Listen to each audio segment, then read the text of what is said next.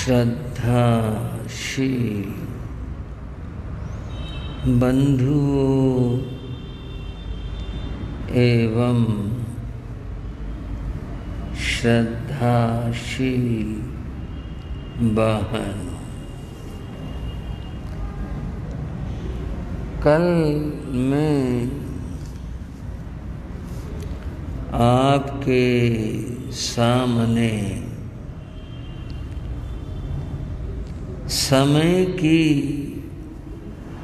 कुछ बात कर रहा था। समय के बारे में धर्म शास्त्रों में बहुत सी चर्चाएं, समय को अवसर भी कहा जाता है। इस समय को, अवसर को कोई कोई पहचान पाता है,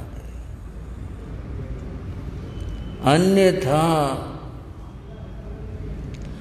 अधिकांश लोग समय को, अवसर को खो देते हैं, उसका उपयोग नहीं कर पाते। भगवान महावीर ने समय को कितना मूल्यवान कहा। उन्होंने अपने प्रधान शिष्य इंद्रभूति गौतम को एक बार नहीं, अनेक बार एक वचन कहा। वह वचन था, समयं गोयम मापमाय। गौतम, समय मात्र भी प्रमाद मत कर। समय की कुछ परिभाषा कल मैंने बताई थी। हम उससे हटकर कुछ स्थूल बात कहते हैं। गौतम, क्षण मात्र भी प्रमाद मत कर। प्रमाद आलस्य को कहते हैं।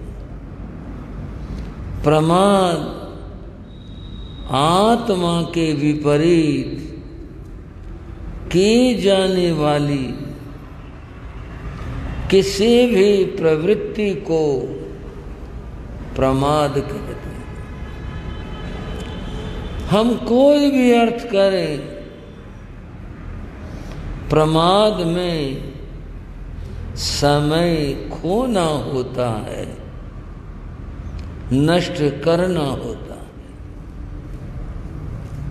प्रभु ने कहा, गौतम, समय मात्र क्षण भर को इतना भी प्रमाद मत कर। प्रमाद करना जीवन को खोना है। बंधुओं, इस संसार को चंचल कहा जाता है। संसार चंचल है, संसार क्षण भंगुर है, संसार नष्ट हो जाने वाला है। ये बात कही जाती है। आपने कभी सोचा कि ये क्यों कहा जाता है? इसका कारण है, कारण यह है कि समय कभी ठहरता नहीं है, क्षण भर को भी ठहरता नहीं है, और समय के साथ संसार में, संसार की प्रत्येक वस्तु में, पदार्थ में परिवर्तन आते रहते। हम स्थूल दृष्टि से परिवर्तनों को नहीं देख पाते, लेकिन परिवर्तन हर क्षण आते रहते। महात्मा बुद्ध ने एक बात कही, एक व्यक्ति अपने जीवन में एक ही बार गंगा में स्नान कर सकता है। आप कहेंगे ये क्या बात कही, 100 बार कर लो, कौन रोकता, कौन मना करता है? 1000 बार कर लो, जिसका मन हो, जिसकी इच्छा हो, वो स्नान कर लो, कौन रोकता? पर बुद्ध ने कहा कि नहीं, एक बार तुम जिस गंगा में स्नान कर लोगे, दूसरी बार तुम्हें मौका और अवसर नहीं मिलेगा। कौन रोकेगा? रोकेगा कोई नहीं, परंतु करें क्या? जिस पल, जिस क्षण, जिस आदमी ने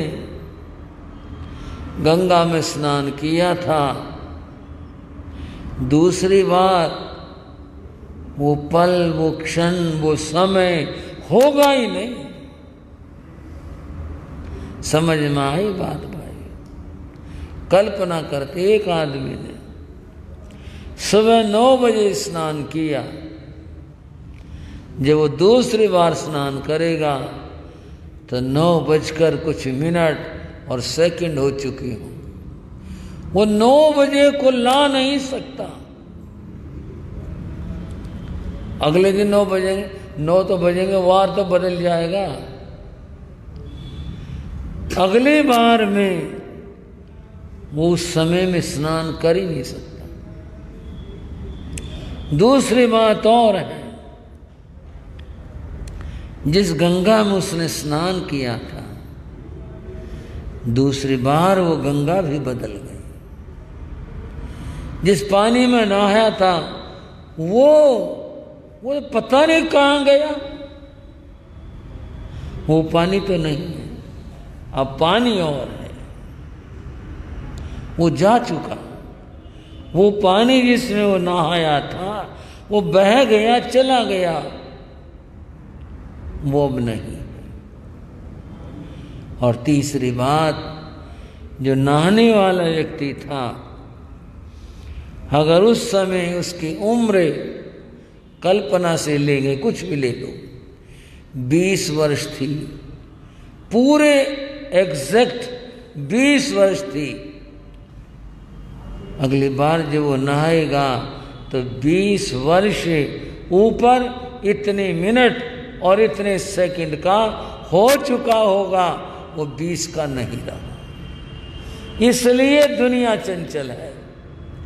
यहां हर समय परिवर्तन आते रहते, बदलाव आते रहते। इस परिवर्तन और बदलाव में आप जहां खड़े हैं थोड़ा सा संभल जाए। भगवान कहते हैं समयम गोयम आपमाये, ये ये समय फिर मिलेगा नहीं, अवसर आएगा नहीं। तुमने जो करना है वो कर लो, आज कर लो, अभी कर लो, फिर ये समय नहीं होगा। तुम जो करना चाहते हो उसके लिए कल की तारीख मत रखो, अगले समय की मत रखो। अगर तुमने कुछ करना है, कुछ नेकी करनी है, कुछ भलाई करनी है, वो अभी कर लो। आगम में, शास्त्र में पाठ आते हैं। किसी व्यक्ति ने कहा, भगवान मैं आपके चरणों में दीक्षा लेना चाहता हूं। भगवान ने कहा, आह स्वयं देवानुप्रिया, हे देवानुप्रिय, जैसी तेरी इच्छा हो। उन्होंने कुछ नहीं कहा। आह स्वयं यथा सुखम, जैसा तुझे सुख हो, जो तुझे अच्छा लगता हो वो कर। परंतु आगे कहा, मां पड़े बंधन करे, विलंब मत करो, देर मत करो। जो करना है वो आज कर लो। अगर विलंब करोगे, देर करोगे, पता नहीं क्या बदल जाए। कुछ भरोसा नहीं, जीवन का भरोसा नहीं, मन का भरोसा नहीं, विचारों का भरोसा नहीं। जो करना है आज और इसी पल कर डालो, सफल हो जाओगे। और अगर प्रतीक्षा करते रहे फिर की, कल की, सफल नहीं बनोगे। जैन साहित्य में एक अद्भुत कथा आती है। एक श्रेष्ठी हुए, उनका नाम धन्ना था। बहुत धनी आदमी था। आज भी लोग कई बार बोल देते हैं, बड़ा धन्ना सेठ बनकर आया तू। वो बहुत पैसे वाला आदमी था,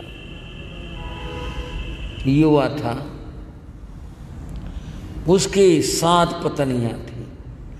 और 7 पत्नियां तो केवल परिचय में कहा, ये कोई प्रेरणा की बात नहीं है, ये तो जमाने के रिवाज है।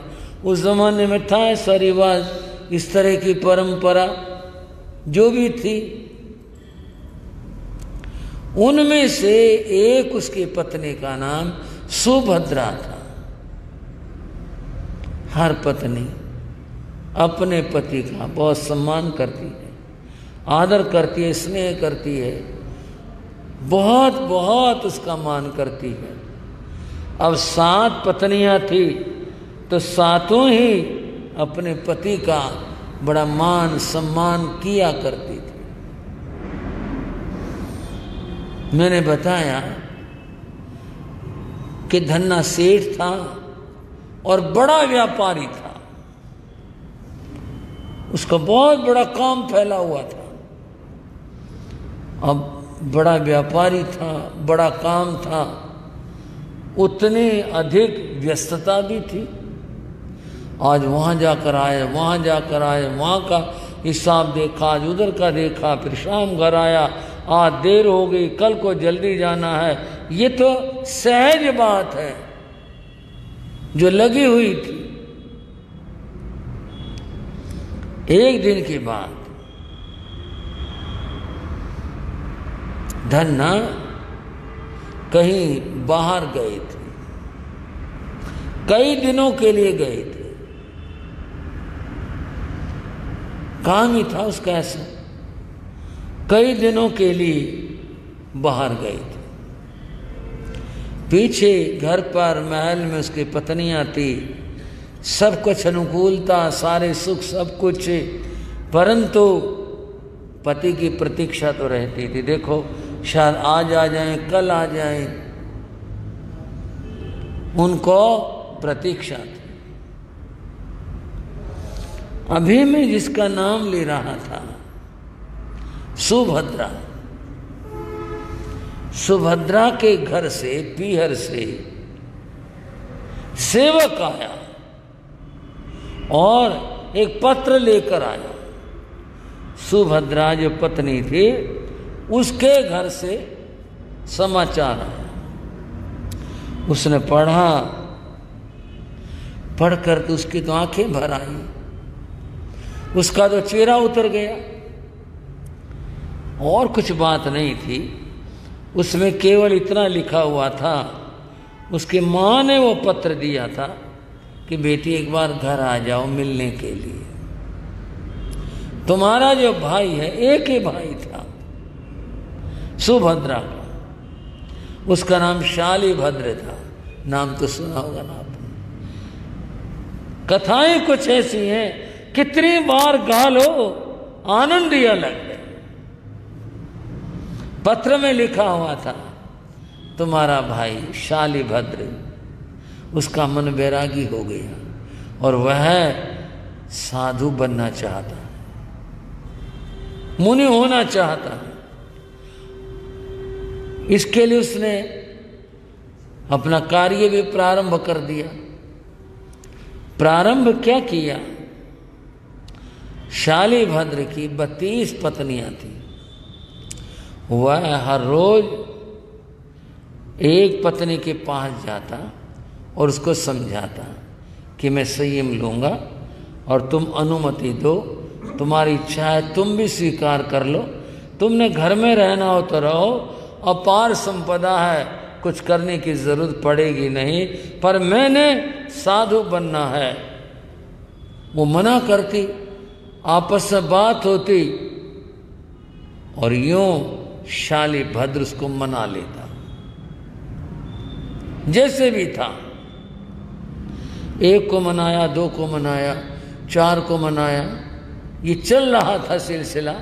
इसी बीच वो पत्र में लिखा हुआ था, जो पत्र आया कि वे तुम्हारा भाई साधु बनना चाहता है और वह अपनी पत्नियों को समझा रहा है, तुम आ जाओ, एक बार मिल जाओ, शायद तुम्हारे समझाने से मान जाए।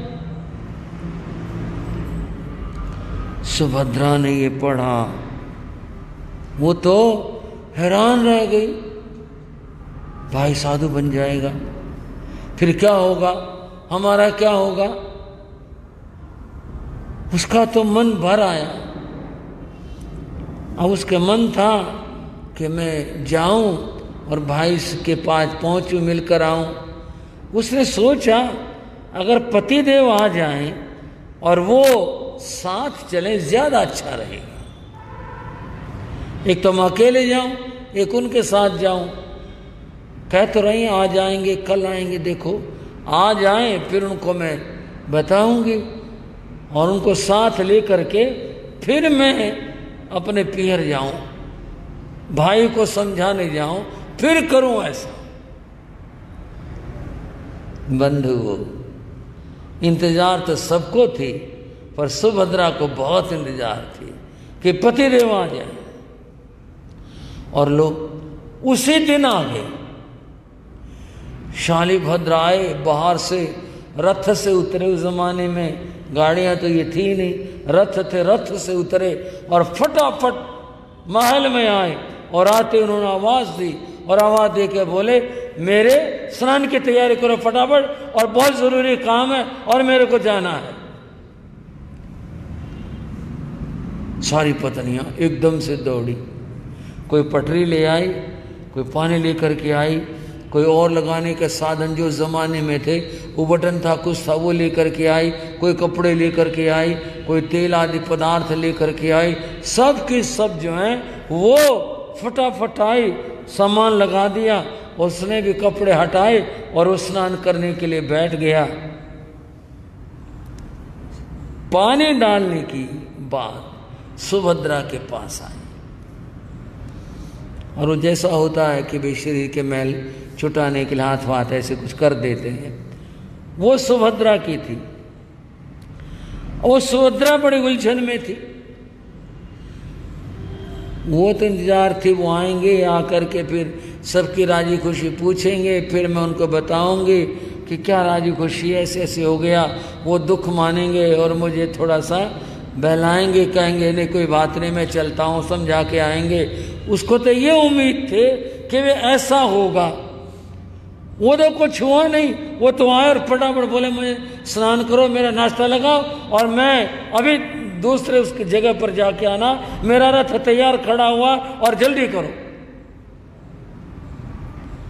वो बात कहने का तो मौका ही नहीं बना।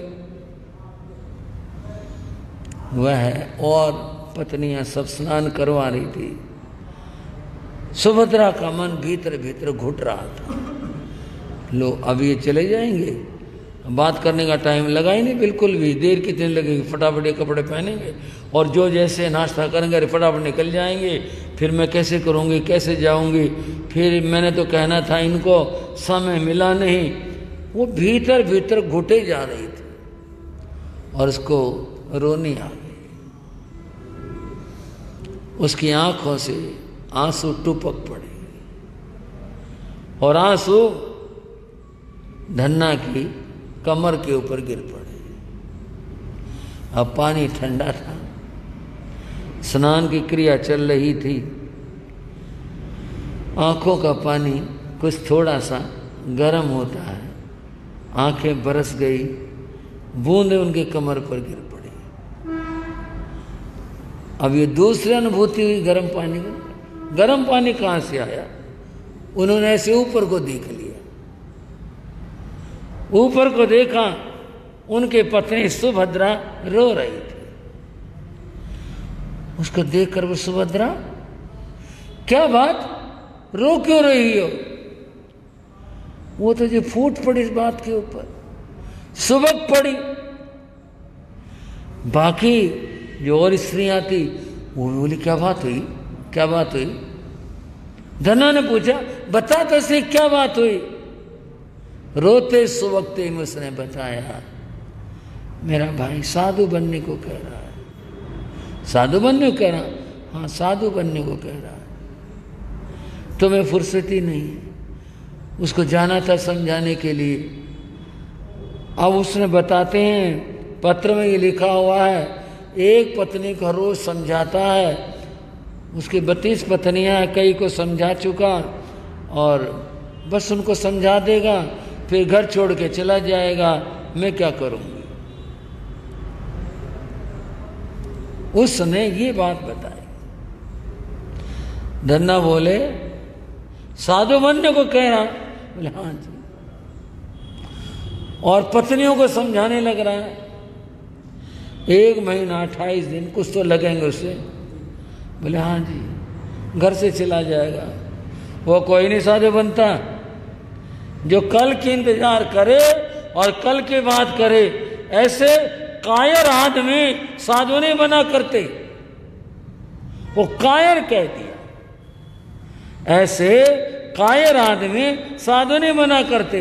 जिसने बनना होता है वो तो जैसे धनुष से बाण निकलता है, बस मन में आया गए और गए। तेरा भाई कायर है, 32 दिन इंतजार करेगा, वो बन लिया साधु। थोड़ी सी संसार की बात, आप लोगों की बात। घरों में बहुत सारे कलह इसलिए होते हैं, कोई भी स्त्री अपने भाई की निंदा नहीं सुन सकती। और पति कह लो, घर वाले कह लो, जान पूछ के कोई उनकी कमी कहीं बिना रहते नहीं, खिजाने के लिए उसके भाई के घर की कोई चीज़ भेजिए, कितनी बढ़िया चीज़ हो और यूँ कह दे कोई चीज़ भेजिए, बस फिर कमी नहीं रहती किसी से। ये सहज की बात है, ये तो हर रोज की बात है। किसी भी स्त्री से अपने भाई की निंदा बर्दाश्त नहीं होती। और जब उसके भाई को कहा कि कायर है वो, तो उसका तो जी बस वो जिसे कहते हैं ना क्षात्र तेज, वो जाग गया। बोले बात सुनो, मेरे भाई के लिए मत कह देना। बोले क्यों? वो 32 दिन में साधु बन जाएगा और तुम 32 जन्मों में नहीं बन सकते। बोले 32 दिन में बन जाएगा, तुम 32 जन्मों में नहीं बन सकते। अच्छा, मैं 32 जन्मों में नहीं बन सकता, नहीं बन सकते। वो चल रहा है अपने रास्ते के ऊपर। थोड़ा सा सोचा, मैं बता रहा हूं क्या होता है। मां बड़े बंधन करई, क्षण मात्र की भी विलंब मत करो। जो तुमने कुछ करना है, अच्छा करना है, तुमने समय के ऊपर करना है और समय को समझा है, पल भर सोचा, बात ठीक है। वो तो 32 दिन में बन जाएगा क्योंकि पुरुषार्थ कर रहा है। मैंने तो अभी चलना भी शुरू नहीं किया, मैंने तो अभी सोचा भी नहीं साधु बनने के बाद। ये सही कह रही, गलत नहीं है। इस तरह तो 32 जन्म क्या 32,000 जन्म में भी नहीं मैं बन सकता, जो मेरे मन में नहीं आई। मैंने अभी कोई संकल्प भी नहीं लिया। साधु बनना तो बहुत ऊंची बात है, बड़े कल्याण की बात है। जो साधु बनता है धन्य हो उसे, बार बार धन्य हो। इसके भाई को धन्य हो। देखो, जब बनना ही है, क्या कल की प्रतीक्षा। चलो मैं भी साधु बनता हूं। मन में ये विचार और निर्णय हुआ, तभी हाथ जोड़ लिए और बोले, सुभद्रा, आज से इस पल से तू मेरी बहन और मैं तेरा भाई, और ये जितनी भी साथ में खड़ी हैं ये सारी मेरी बहनें, और मैं आज और अभी संयम के लिए चलता हूं। नहीं नहीं पतिदेव, गलती। आज के जमाने में सॉरी कहते हैं, गलती क्षमा करना, क्षमा करना, कोई बात नहीं, मैंने मुंह से निकल गई। बोले ना ना, अब नहीं। ये कोई बुरी बात थोड़े, ये तो अच्छी बात है, प्रेरणा की बात है। यूं कहते हैं, उस जमाने में धोती पहनते थे पुरुष लोग, उसकी आधी गीली थी आधी सूखी थी। वे नहाना शुरू हुआ था, खड़ा हो गया, बोले बस सब चले हम तो साधु बनने के लिए। घर, व्यापार, पत्नियां, एक भी तो कुछ सोचा हो, कोई मन में विचार आया हो, कुछ नहीं, बस खड़े हो गए। और वे सब पुकारती रह गई, रोकती रह गई। बोले नहीं, अब तो चले। चल दिए। रथ में आए थे बाहर से तो, लेकिन अब पैदल चल दिए। और कहाँ गए? बोले चलो उसको भी लाते हैं पकड़ करके।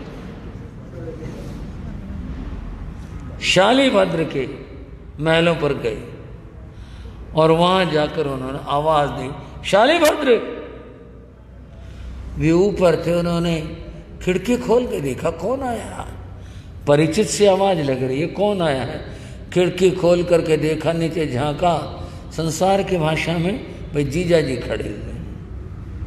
वो खड़े देखते ही धन्ना बोले, ओ कायर, 32 दिन की जो तू बात कर रहा है, पता उम्र इतनी है या नहीं है? एक पल का भरोसा नहीं, और तू है 32 दिन का इंतजार करेगा, समझाने में लगा रहेगा।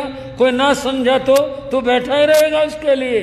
जो करना है वो अभी करो, इसी पल करो। काल करे सो आज कर, आज करे सो अब, पल में प्रलय होएगी, फिर करेगा कब? तूने अगर संयम लेना है, नीचे आ और अभी आ। ललकार थी। उसे सुना और सोचा, ठीक कह रही है, गलत नहीं है। भला जिसने संयम लेना है वह प्रतीक्षाएं करेगा, कल की बात सोचेगा क्या? जिस रूप में और जैसे थे वे नीचे उतर गए। सब कहते रह गए, नीचे आए, दोनों मिले। सांसारिक शब्द तो यह है, साला बहन हुई जो बोलते हैं लोग। दोनों ने हाथ थामा और बोले चलो प्रभु के चलते हैं, दीक्षा लेंगे, अभी जा करके लेंगे। कल की कैसी प्रतीक्षा, कल की कैसे इंतजार? जो करना है वो आज ही करना है। और दोनों निकल गए, दोनों चले गए। बंधुओं, महावीर का वचन, समयम गोयम मापमाए, क्षण मात्र भी प्रमाद मत करो। जो करना है उसके लिए विलंब मत करो, और जो विलंब करते हैं वे रह जाते हैं। और जो अपने कार्य के लिए तत्पर होते हैं, करना है और आज ही करना है, वे अपने कार्य को कर जाते हैं। दोनों प्रभु के चरणों में गए और जाकर के उन्होंने वहाँ दीक्षा ग्रहण करे और महान साधना के रास्ते पर चल दिए। बंधु, वो समय की बात थी। किसी विचारक ने कहा, समय को अवसर भी कहते हैं, उसी भाषा में बता रहा हूं। किसी विचारक ने कहा, अवसर प्रत्येक व्यक्ति के जीवन में आता है, ऐसा नहीं किसी के अवसर नहीं आए। अवसर प्रत्येक व्यक्ति के जीवन में आता है और अवसर व्यक्ति के बंद दरवाजों को खटखटाता है। कुछ लोग सोए पड़े रह जाते हैं, कुछ लोग पूछते रह जाते, कौन है भाई, कौन है, पूछते रह जाते हैं। कुछ लोग हैं जो दरवाज़ा खोल लेते हैं, अवसर को प्राप्त हो जाते हैं और अवसर उनके जीवन को धन्य धन्य बना देता है। अवसर ऐसी चीज है, पर दुख तो इस बात का है कि लोग अवसर को समझते नहीं। अवसर बीत जाता है, चला जाता है, फिर बाद में अरे मैं तो समझा नहीं, बड़ा मौका था भाई, लाभ नहीं उठा पाए। फिर देखो दोबारा कोई मौका आएगा तो देखेंगे, वो दोबारा नहीं आता, वो तो बस एक ही बार आता है। जिसने पहचान लिया और उसका लाभ उठा लिया वह तो धन्य हो गया, और जो पहचान नहीं पाया, बस सोचता रह गया, वो जीवन में रह जाते हैं, सफल नहीं हो पाते हैं। और जो पहचान लेते हैं और चल देते हैं बंधुओं, वे परम लक्ष्य को प्राप्त हो जाते हैं। पूज्य बड़े गुरुदेव की जीवन की गाथा पीछे कहता रहा हूँ, थोड़ा संबंध है, आज भी चर्चा करते हैं। बोलो गुरुदेव श्री मायाराम जी महाराज की, बोलो गुरुदेव श्री मायाराम जी महाराज की। गुरु मायाराम निराले थे संयम, गुरु मायाराम निराले थे संयम के, मुनि पुंगव से आँख मिला कर, मुनि पुंगव से आँख गया शेर परिक्रमा लगा कर, गया शेर परिक्रमा दर्शन रूप सुधाले थे संयम के उजियाले। हाँ, दर्शन रूप सुधाले थे संयम, गुरु मायाराम निराले थे संयम के उजियाले। गुरु मायाराम निराले थे संयम के उजियाले। बोलो गुरुदेव श्री मायाराम जी महाराज। बंधुओं बहनों, एक बार मेरे पूज्य गुरुदेव संघ शास्त्रा शासन सूर्य गुरुदेव श्री रामकृष्ण जी महाराज चांदनी चौक के बारादरी स्थानक में ठहरे हुए थे। तब हम 3 ठाणे से थे, गुरु जी, भगत श्री शिवचंद जी महाराज और मैं। वहाँ एक भाई थे जो सुबह है हर रोज दर्शन करने आते थे, लगभग आते ही थे हर रोज दर्शन करते, मंगल पाठ सुनते चले जाते। एक दिन वो भाई बोले, गुरुदेव, पिताजी की बड़ी भावना रहती है दर्शन की, पर वे आ नहीं सकते, घुटने उनके बस ऐसे हो गए, चल नहीं सकते। भावना बहुत रहती है। अगर किसी दिन आप कष्ट करो, कृपा करो, तो दर्शन दे आते। घर उनका दूर था। गुरु महाराज ने उनका नाम लिया और बोले, कोई बात नहीं, तुम कल थोड़ा सा जल्दी आ जाना और मैं चल पड़ूंगा। दूसरे दिन वे भाई आए, गुरु महाराज चलने के लिए तैयार हुए, तो मैं भी गुरु जी के साथ में था।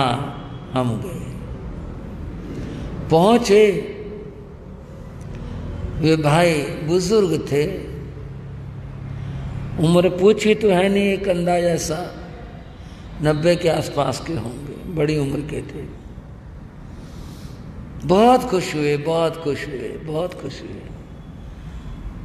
गुरु जी को वंदना की, पलंग पर थे, उतरने की स्थिति नहीं थी, गुरु जी ने पांव कर दिया, बहुत खुश हुए। मुझे भी नमन किया उन्होंने गुरु महाराज से कुछ अपनी जीवन की बातें की, कुछ आलोचना की। बोले, जी मेरे को इसका दंड प्रायश्चित दे दो। गुरु महाराज ने वो सब किया। जब उनसे बात पूरी हो चुकी, तब उन भाई ने, उनका नाम मुंशी राम था, जो बुजुर्ग श्रावक थे, बोले, छोटे महाराज। मैंने कहा, जी आप भी वंदना ले लो। मैंने कहा, जी आपके पास ही हूं मैं। फिर बोले, आपने अपने बड़ों के बारे में कुछ सुना है? मैंने कहा, जी कुछ बातें तो सुनी है, गुरु महाराज योगीराज जी से सुनी है। अच्छा, आपने हमारी बात सुनी रावलपिंडी की? मैंने कहा, जी कौन सी, क्या बात? शेर वाली घटना मैंने सुनी थी गुरु महाराज से। मैंने कहा, हाँ जी सुनी थी, पर आप सुना दो। मैंने उनसे कहा, मैंने कहा आप सुना दो। बोले, सुनो जी। उन भाई ने बताया कि एक बार गुरु महाराज मायाराम जी का रावलपिंडी में चातुर्मास हुआ था, और बोले उस समय में जो भी उम्र उन्होंने बताई 10-12 साल की, बड़ी कुछ, बोले इतनी उम्र का था। मुझे अच्छे से याद है, मैंने उनके दर्शन किए थे, हम प्रवचनों में जाते थे, बहुत मधुर गाते थे वो। बोले बड़ा धर्म ध्यान हुआ। उसके बाद चातुर्मास पूरा हुआ, बिहार का विचार बना। रावलपिंडी से इधर इन इलाकों में आने के लिए 2 रास्ते थे। रावलपिंडी से सियालकोट, सियालकोट से लाहौर, लाहौर से अमृतसर। एक रास्ता तो ये था। दूसरा रास्ता था रावलपिंडी से पहाड़ के रास्ते से सीधा जम्मू जाते थे। जम्मू से फिर जो है उधर आते थे अमृतसर की तरफ, पठानकोट होकर। ऐसे गुरु महाराज ने विचार ये बनाया, भाई आए हैं चक्कर तो लगेगा, परंतु जम्मू जा आते हैं, ऐसा मन बना। भाइयों ने कहा जी पहाड़ी रास्ता है तो बड़ा कठिन, कोई बात नहीं भाई इधर से चले जाते हैं। उन्होंने जम्मू के लिए विहार किया। तो कुछ पड़ाव के बाद पहाड़ शुरू हो गए, पहाड़ी रास्ता था, उससे वे जा रहे थे। रावलपिंडी के बड़े श्रद्धावान भाई थे। भाई तो सारे श्रद्धावान होते हैं, किसी की कोई बात होती तो कही जाती है। 15-20 आदमी हर रोज उनके साथ होते थे, 1 2 4 नहीं, ज़्यादा होते थे। वो एक टोली आ गई, बिहार करवाया, आगे ठहरा दिया, वो चले गए और फिर दूसरे दिन सुबह सुबह दूसरी टोली आ गई। ये उनका सिस्टम था। एक दिन बिहार किया तो पहाड़ आ चुका था, पहाड़ी रास्ता था, खूब सारे घने जंगल से गुजर रहे थे। उनके एक संत थे श्री मनोहर लाल जी महाराज। मनोहर लाल जी महाराज ठीक थे, स्वस्थ थे, कोई शिकायत नहीं, कुछ बात नहीं। उनको अचानक दर्द हो गया। अब वो दर्द क्या था, जैसे पथरी का हो जाता है, इतना भयंकर कि आदमी खड़ा होना और चलना तो दूर रहा, इधर से इधर भी ना हिल सके, ऐसा भयंकर दर्द उठ गया। वो तो ये वहीं बैठ गई। अब दर्द से पीड़ित, जंगल का मामला, क्या हो सकता था भाई? हाथ दबा दें, पैर दबा दें, कमर में हाथ फिरा दें, करें क्या? परंतु वो दर्द इतना भीषण था, उनको तो चैन ही ना पड़े। लिटा दिए कभी इधर कभी इधर, बहुत बेचैनी। संतों को चिंता हुई, स्वाभाविक थी। भाइयों को बड़ी चिंता हुई। आखिर दर्द टिका ही तो नहीं, बिल्कुल भी शांत नहीं हुआ। ऐसा भी कुछ नहीं कि भी कोई औषध उपचार, आजकल तो इंजेक्शनों का कुछ ऐसा है कि भाई वो पेन किलर लगा दें तो कुछ शांत हो जाता है। वहाँ तो जंगल, और उस जमाने में साधन भी ऐसे नहीं थे। भाई आपस में बात करके गुरु महाराज मायाराम जी के समीप आए, बोले गुरुदेव चलने की सोचो। बोले भाई चलने की तो सोचे, आई इसलिए चलने के लिए चली रहे थे, प्रसाद बेचारा बीमार हो गया, क्या करें? ना गुरुदेव चलने की सोचो। अरे भाई चल तो पड़ेंगे, पर इस साधु से तो खड़ा ही नहीं हुआ जा रहा, कैसे चले? कुछ भी करो जी, कपड़े में बैठाओ, इसको उठाओ, हमें मौका दे दो, कुछ करो, चलो जी। क्या बात भाई? बोले महाराज ये जगह ठीक नहीं है, ठहरने की नहीं है। एक तो सर्दी इतनी ज़्यादा, रात्रि में बहुत ठंड हो जाएगी, और ठंड के अलावा ये इलाका ठीक नहीं है। यहाँ नाहर लगता है, नाहर शेर को कहते हैं। बोले ये जो इलाका सारा पहाड़ी इलाका, यहाँ अकेला दुकेला आदमी कभी नहीं सफ़र करता। आपने भी देखा होगा, जो भी हमारे को मिले 2-4 आदमी जाते हुए मिले, अकेला एक आदमी नहीं मिला, और सबके हाथ में लाठी इस तरह का था। ये वो इलाका है जी, यहाँ नहीं ठहर सकते, गांव में चलना पड़ेगा। गांव दूर था वहाँ से, और तकलीफ में तो नज़दीक हो तो भी नहीं चला जाए। बोले भाई बात तो चलो जो कुछ है, बाकी साधु की तो स्थिति है नहीं। बोले ना महाराज कृपा करो, चलने का बनाओ। स्थिति ऐसी बनी, भाई तो चलने की कहें, साधु के चलने की स्थिति नहीं बिल्कुल भी। आखिर संत बैठे ही थे। बोले भाई जब तक साधु का दर्द नहीं टिकले ऐसे तो नहीं जा सकते।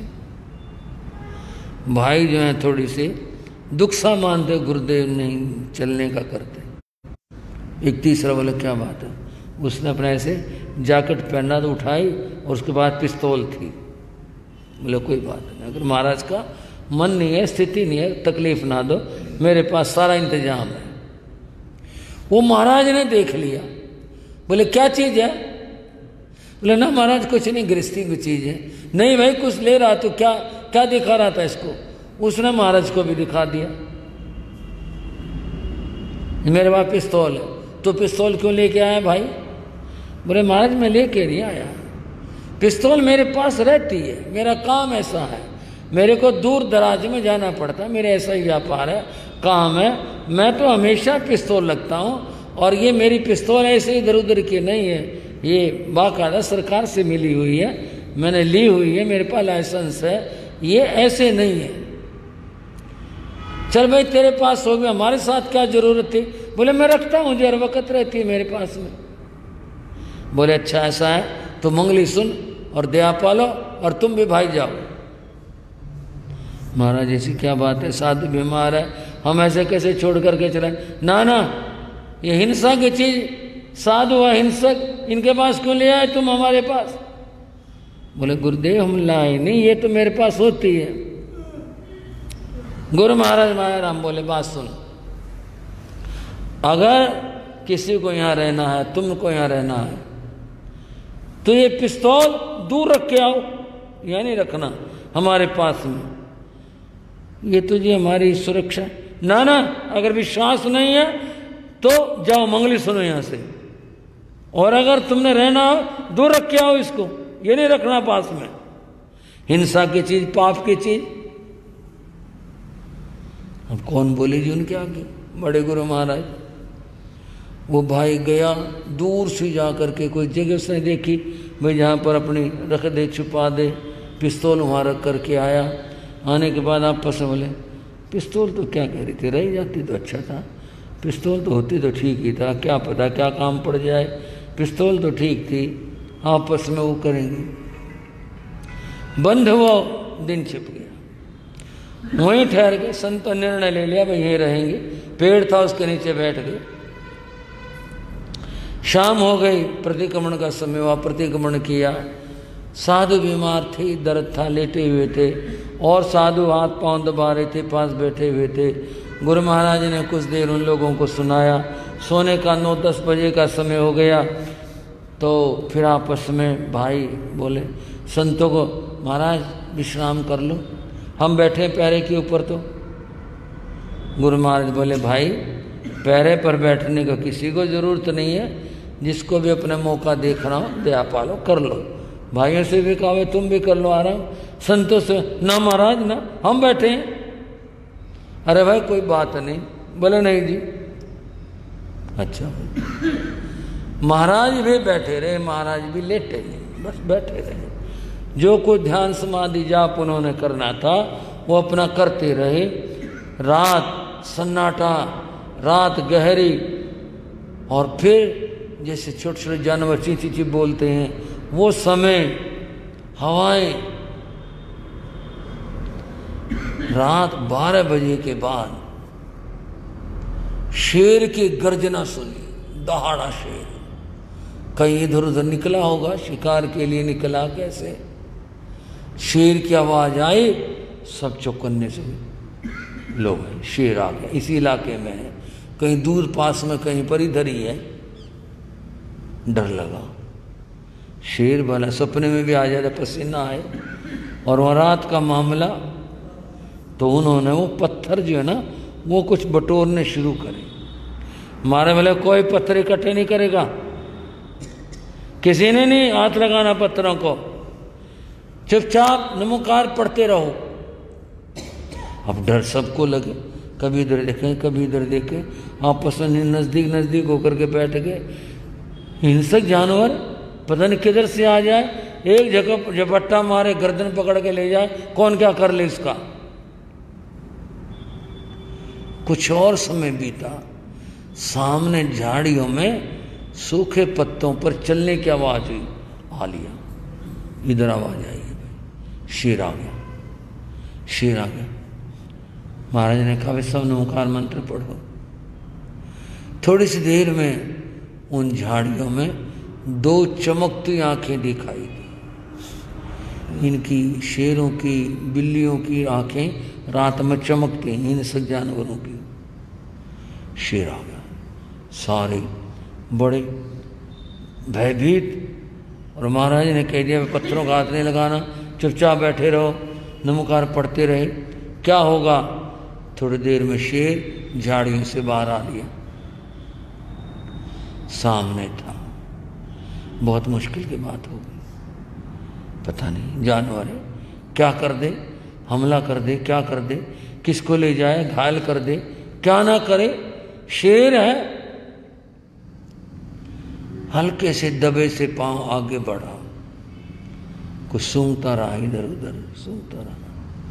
महाराज बैठे रहे, बहुत डर लगा, मन हुआ पत्थरों की बौछार कर दें, उठ के भाग जाएं यहाँ से, हल्ला मचाएं, कुछ तो करें। महाराज ने कहा चुप, नमोकार पढ़ते रहो, कुछ नहीं करना। और आगे बढ़ा, बहुत मुश्किल हो गई। अभी क्या करेगा, आगे आने लग रहा है, किसी न किसी पर हमला करेगा ही। और सबसे आगे बैठे थे खुद गुरुदेव श्री मायाराम जी महाराज। और आगे बढ़ा, महाराज से 2-4 कदम दूर आकर खड़ा हो गया। उसकी सांसें जैसे लेते हैं जानवर, सांसों की आवाज़ आ रही थी जोर जोर से। सामने शेर खड़ा, उनकी कितनी मुश्किल होगी हम कल्पना नहीं कर सकते, सोच नहीं सकते। सब लोगों की क्या स्थिति बनी होगी, और लोगों की क्या, संतों की क्या स्थिति बनी होगी। शेर आ गया, और अगर महाराज ना रोकते तो कुछ न कुछ उपाय भी करते, पत्थर मारते, हल्ला मचाते, शोर मचाते। शोर से, पत्थरों से जानवर चले जाते हैं, कई बार हमला ही कर देते हैं खींच करके। क्या होता आगे के बात थे, लेकिन अपना कुछ तो इंतजाम करते। वो खड़ा रहा सामने, पता नहीं क्या सूझी उसको, वो वहां बैठ गया। एक तरफ गुरु महाराज, मुनिराज, एक तरफ वनराज, आमने और सामने, थोड़ा सा फासला। सब चुप, कौन छेड़े मौत को। वो बैठा रहा, महाराज बैठे रहे, लोग अपने डरे हुए दुबके बैठे रहे। बस पता नहीं क्या होगा, ये तो आके बैठ गया यहाँ। वही बैठा रहा, महाराज भी बैठे रहे। कौन क्या कर रहा था कुछ नहीं पता, लेकिन सब डरे हुए एकदम से बैठे हुए थे। पता नहीं कितना टाइम निकला, लगभग सुबह के 4 बजे गुरु महाराज बोले, वनराज तुम्हारा समय हो चुका है, अब तुम जाओ। वो आदमी की भाषा क्या समझता होगा, हम तो यही कहते हैं। पर जो था थोड़े से पल तो ऐसे रहा, हलचल से आई, कुछ अंगड़ाई से भरी, और वो खड़ा हो गया। अब जाता जाता जानवर क्या कर जाए, क्या भरोसा इसका। खड़ा रहा कुछ देर, फिर वो पिछले पंजों से पीछे हटा, और पीछे हटा, और पिछले पंजों से पीछे हटा। झाड़ियां को नजदीक से आई, उसने एक अपना मोड़ लिया, एक छलांग मारी झाड़ियों में, और वो गया। बोले चरित्र चूड़ामणि गुरुदेव श्री मायाराम जी महाराज। चला गया, मुसीबत चली गई, मौत चली गई। सामने बैठा था, सारे भाई गुरुदेव ये क्या हुआ, बोले नौकार मंत्र पढ़ो। बैठे रहे, सवे हुए, प्रतिक्रमण हुआ, दिन निकला, उजाला हो गया। साधु का दर्द कुछ टिक गया था, रात भर के लेटे बैठे रहने से महाराज बहुत डर लगा, मर जाते आज तो, बस कोई मेहरबानी होगी आपकी जो बच गए। आज तो जी बस मौत सामने थी। गुरु महाराज बोले एक बात बताऊं, अगर पिस्तौल होती ना यहाँ हाँ, फिर ये भी अपना रंग दिखाता। बोले जी वही थी हमारे पास। बोले हाँ, दूर रखिया है ना, ठीक हो गया। और नहीं तो वो भी कुछ ना कुछ करता अगर तुम्हारे पास पिस्तौल होती। बोला जी कैसे चला गया? वो चला गया, तुमने क्या लेना? कुछ कहा तो नहीं ना उसने, बस चला गया। अब चलो बिहार करते हैं। गुरु महाराज ने बिहार किया। वहाँ से वो टोली दूसरी नई आई, उन्हें क्या पता। जब आई उन्होंने बताया वे रात तो मर के बचे। रात तो ये बात हुई। और उन लोगों ने, पहली वाली टोलों ने जा कर के वहाँ बताया रावलपिंडी में ऐसे हुआ। दुनिया दर्शन को उमड़ी। भाई जिनकी बात सुनाने लग रहा था और जिन्होंने ये बात सुनाई मुंशी राम, उसने कहा गुरुदेव वो पिस्तौल वाले श्रावक जी मेरे पिता थे। ये कोई कहानी नहीं है गढ़ी हुई, मेरे पिता थे जिनके पास पिस्तौल थे और जिनकी पिस्तौल जो है वो दूर रखवाई थे, वो मेरे पिताजी थे। ऐसे थे तुम्हारे बड़े गुरुजी, ऐसे थे वो महापुरुष जिनकी इतनी बड़ी महिमा है। सुना आपने? मैंने कहा मैंने सुनी थी, आपने सुनाई तो और भी अच्छी लगी, क्योंकि आपने तो प्रमाण भी दे दिया कि मेरे पिताजी उसके बीच में थे, पिस्तौल उनके पास में थी। धन्य हो ऐसे गुरुदेव को, बार बार धन्य हो। चत्तारी मंगलम अरिहंता मंगलम सिद्धा मंगलम साहू मंगलम केवली प्रणतो धम्मो मंगलम। चत्तारी रघुत्तमा अरिहंता रघुत्तमा सिद्धा रघुत्तमा साहू रघुत्तमा केवली प्रणतो धम्मो रघुत्तमो। चत्तारी शरणं प्रविज्यामि अरिहन्ते शरणं प्रविज्यामि सिद्धे शरणं प्रविज्यामि साहू शरणं प्रविज्यामि केवली प्रणतं धम्मं शरणं प्रविज्यामि। ये चार शरण दुख हरण जगत में और न शरणा कोई होगा। जो भव प्राणी करे आचरण उसका अजर अमर पद होगा। उसका सदा ही मंगल हो। मंगल आशीर्वाद, मंगल आशीर्वाद।